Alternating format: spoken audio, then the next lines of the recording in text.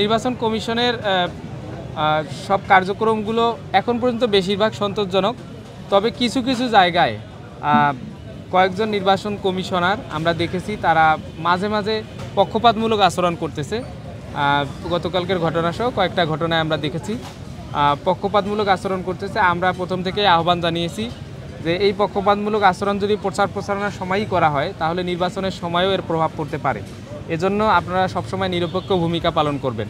কোনো নির্দিষ্ট দলকে প্রিভিলেজ দিতে গিয়ে, কোনো নির্দিষ্ট প্যানেলকে প্রিভিলেজ দিতে গিয়ে অন্য কারো উপর জুলুম যেন করা না হয়, বেইনসাফি যেন করা না হয়, প্রচার প্রচারণার ক্ষেত্রে লেভেল প্লেয়িং ফিল্ড যেন থাকে, এগুলো সব কিছু তারা যেন নিশ্চিত করে। তারা তাদের জায়গা থেকে সর্বোচ্চ চেষ্টা করছে। আমরা কিছু কিছু জায়গায় কয়েকজন হল প্রভোস্ট এবং নির্বাচন কমিশনের 2-1 শিক্ষক দেখেছি যে মাঝে মাঝে কিছু কিছু জায়গায় তারা পক্ষপাতমূলক আচরণ করতেছে। এটা করতে বিরত থাকার জন্য আমরা আহ্বান জানাই এবং এটা না করলে নির্বাচনী পরিবেশ সুষ্ঠু থাকা নিয়ে প্রশ্ন উঠতে পারে। এজন্য সবসময় নিরপেক্ষ থেকে নির্বাচনটা সুষ্ঠুভাবে সম্পন্ন করার আহ্বান জানাই। এক্সট্রিম মশার কয়েল প্ল্যান্ট ফাইবার দিয়ে তৈরি, তাই সহজে ভাঙে না, সুগন্ধিযুক্ত ও নিরবিচ্ছিন্নভাবে জ্বলে। ডেঙ্গু, চিকুনগুনিয়া বাহি সহ যে কোনো মশার বিরুদ্ধে দেয় এক্সট্রিম সুরক্ষা। শেষ মুহূর্তের প্রচারণায় আসলে 43টা ভোট যেহেতু দেয়া লাগবে শিক্ষার্থীদের, শিক্ষার্থীরা যেহেতু প্রচার প্রচারণা অনেক হয়েছে, অনেকেই নিজ নিজ জায়গা থেকে পোস্টার দিয়েছে, লিফলেট দিয়েছে। এই সবগুলো লিফলেট নিয়ে 43টা ভোট মুখস্থ রাখা তো কঠিন।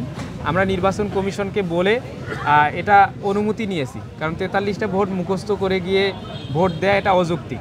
নির্বাচন কমিশন বলেছে যে কাগজ, সিরকুট, তারপরে লিখে নিয়ে যাওয়া, যেহেতু ডিভাইস নিয়ে যেতে দিবে না, লিখে নিয়ে যাওয়ার অনুমতি নির্বাচন কমিশন দিয়েছে, কাগজ নিয়ে যাওয়ার অনুমতি নির্বাচন কমিশন দিয়েছে। আমরা এটাই শিক্ষার্থীদের বোঝাচ্ছি। শিক্ষার্থীরা অনেকেই প্রশ্ন করতেছে শেষে এসে যে 43টা ভোট আমরা কিভাবে মনে রাখবো। আমরা প্রচার প্রচারণের ক্ষেত্রে এটাই হাইলাইট করতেছি যে আপনি আপনার পছন্দ মতো প্রার্থীর লিফলেট, পছন্দ মতো প্রার্থীর কাগজ লিখে নিয়ে যেতে পারবেন। এই ব্যাপারগুলো তাদেরকে আশ্বস্ত করতেছি। তারা এটা নিয়ে খুশি। তারা বলতেছে আসলেই তো এটা তো আর পরীক্ষা না যে আমি সিরকুট নিয়ে যেতে পারবো না।